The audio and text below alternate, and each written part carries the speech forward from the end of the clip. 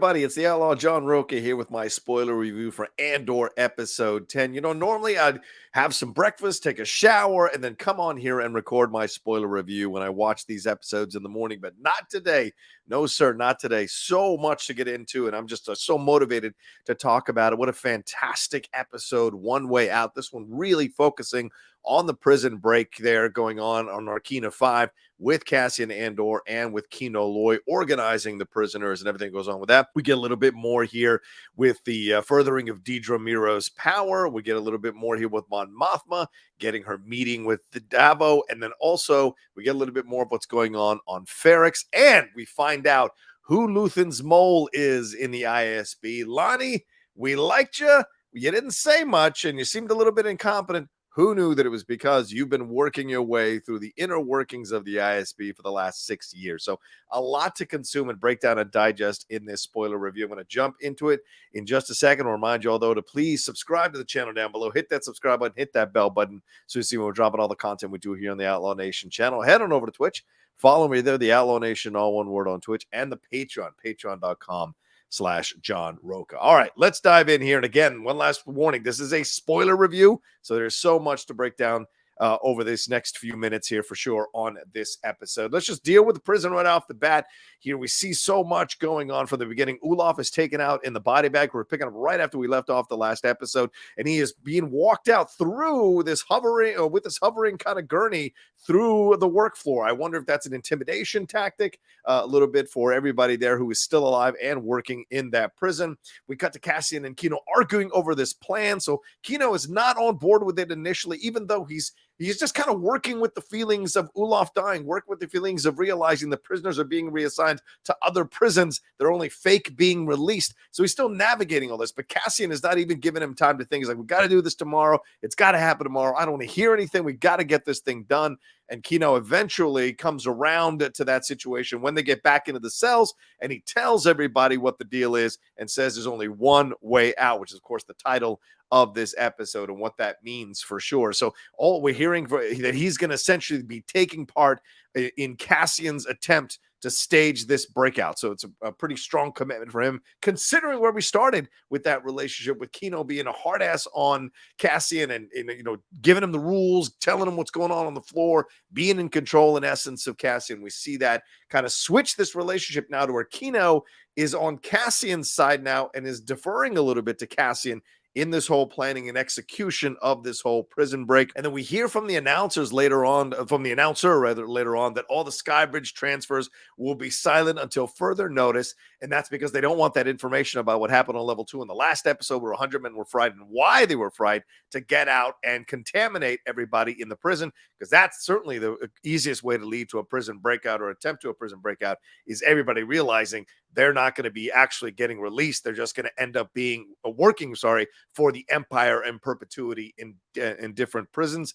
So we cut to them in the next day, the tomorrow that Cassian was talking about staging the breakout in. They're all on the work floor there. They're eyeing the guards. Eventually, Cassian goes over to that panel that he had taken out earlier in the last episode, starts sawing more, and this begins the whole process here. Water starts leaking out, and as soon as the guards look in and turn away when they're bringing the new man to the floor, all the prisoners there grab a piece of metal or some kind of metal equipment there that they're going to be using as a weapon. And we see a scuffle begin here between a couple of guys on table 5, which distracts the guards, and all hell breaks loose here. They start throwing stuff at the guards. Guards start shooting them on the floor. The water leaks out onto the floor, and the whole concept, and they electrify the floor, which was their plan all along, to electrify the floor. Kind of smart. Electrifying the floor shuts down the power, so it allows them to climb up and go after these guards without having to worry about any kind of electrical stuff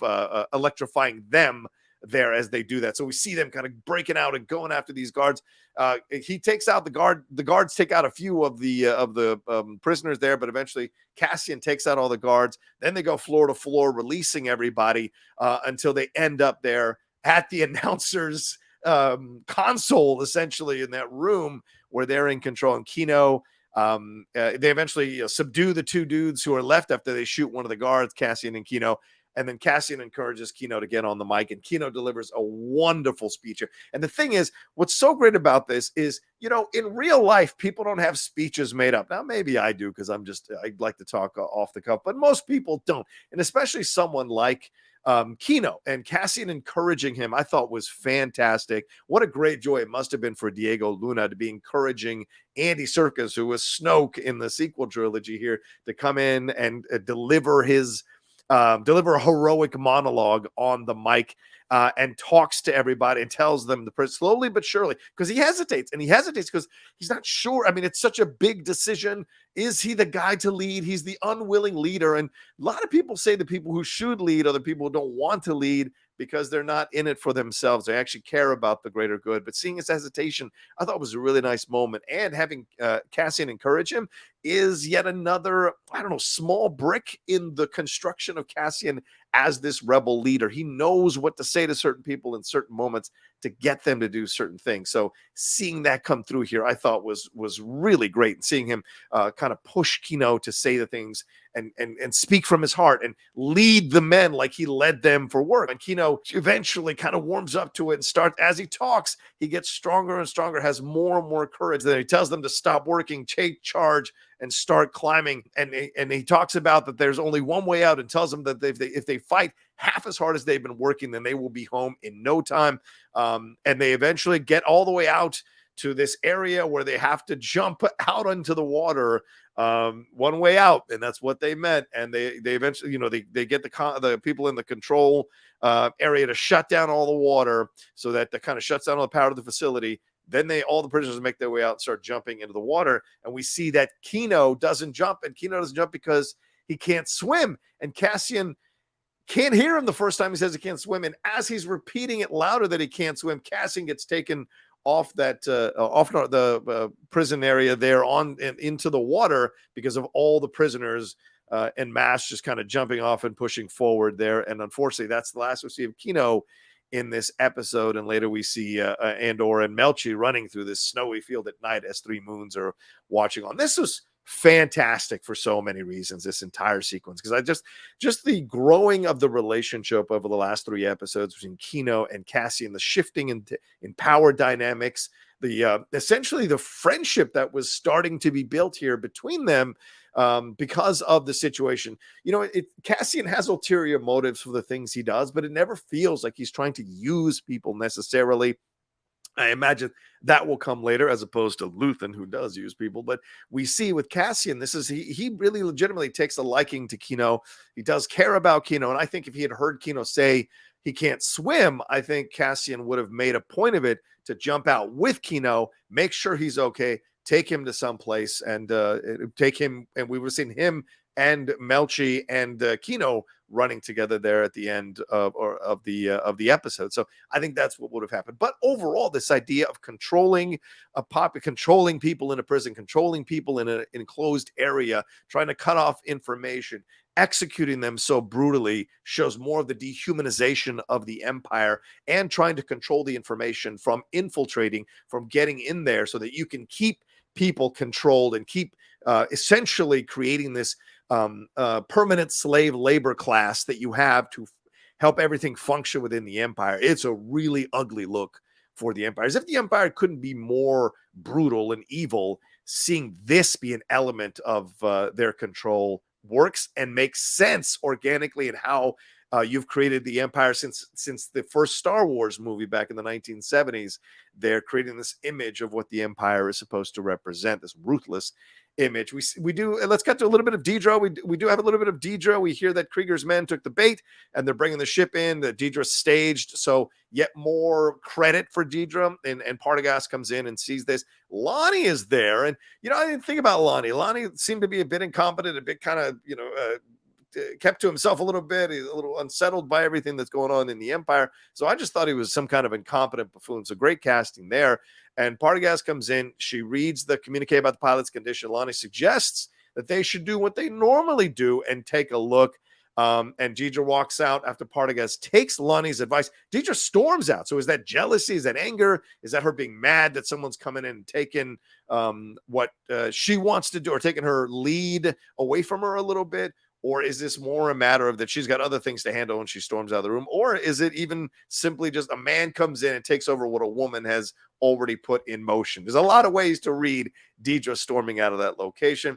We do get a little bit of an update on Marva. We see that there's a Dr. Mulmoy walking down the street. He's getting the information rather from the people who are taking care of Marva and how she's refusing her medication because it's not letting her eat, and all these other reasons that she's not dealing with the reality of what's going on with her body. And as Dr. Momo is walking by with these people who are taking care of Marva, there on Ferric, Cinta is watching. So just a little groundwork being laid here, because I'm sure that's going to pay off over this 2-episode finale that's coming up for 11 and 12, which I personally cannot wait to see. Okay, let's move to Coruscant. Here we get the Mothma stuff and the Luthen stuff. That's pretty fantastic as well.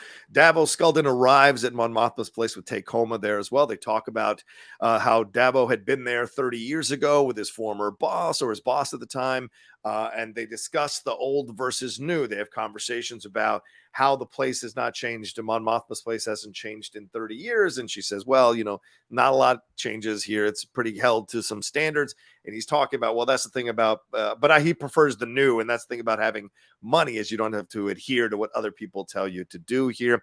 I love the costumes. Oh my God. The costumes here for the Chandrillan, and Davo's costume is bad. I would love to wear Davo's costume. I was really blown away by that. He compliments Mon Mothma's directness. They get to the point. They talk about the finances. They talk about Mon Mothma's marriage. And it was odd. He brought up her marriage to Perrin and that he's met with Perrin a few times. So now my mind goes to, because of what happens a little bit later, has Perrin been setting this whole thing up with Davo? Has Perrin been kind of essentially pimping his daughter out to Davo? I don't know. I've got questions in my mind here, but we hear about the banking situation.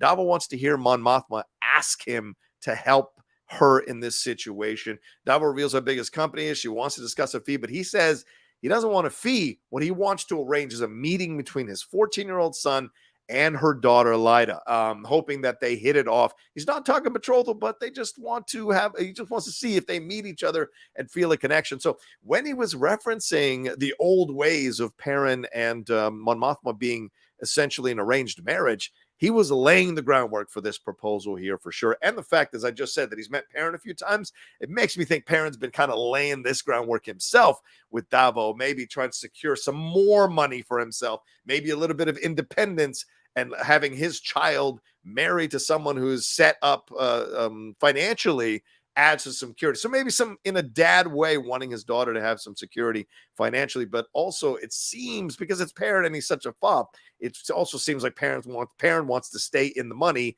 in case anything happens with Mon Mothma, or maybe Mon Mothma and him divorce down the road. I don't know. Do Chandrillans get divorced? I don't know. Maybe that's something that he was thinking about in the future. So pretty insane and ugly and I don't know, a little skeevy there. And certainly Mon Mothma is left a little bit rattled when she turns down Davo's offer, and Davo tells her to think about it, and she says, I'm not going to think about it. I already answered you. And he goes, that's the first untrue thing you've said. So he knows that she's going to think about it. So, we've all been speculating what's going to happen with Leda and with Perrin, and it certainly feels like it's leading to something. And when you get someone who she describes as a thug in the last episode, like Davo Sculdun involved, could lead to some terrible endings for Perrin and Lyda down the road, and we'll see how that all plays out. I'm sure we won't see it this season, but maybe next season, as we're jumping through the years, what happens there. The other side of the Coruscant stuff happens with Luthen here. It gets a call, or it gets a sign here. Clea comes in to tell him that a mark has been left by the fountain and a rail has been broken, which means this person wants to meet. Luthen said it's been a year since he's met with this person, but he says he wants to take the meeting, and that even Clea doesn't like it. He's got to make this happen. He's got to take this meeting. So we wonder who this person is, this mystery person. And we see somebody walking down through the underworld of Coruscant, and it is Lonnie, the ISB guy we saw earlier in the episode and have seen coming in every once in a while through the first few episodes of this series here.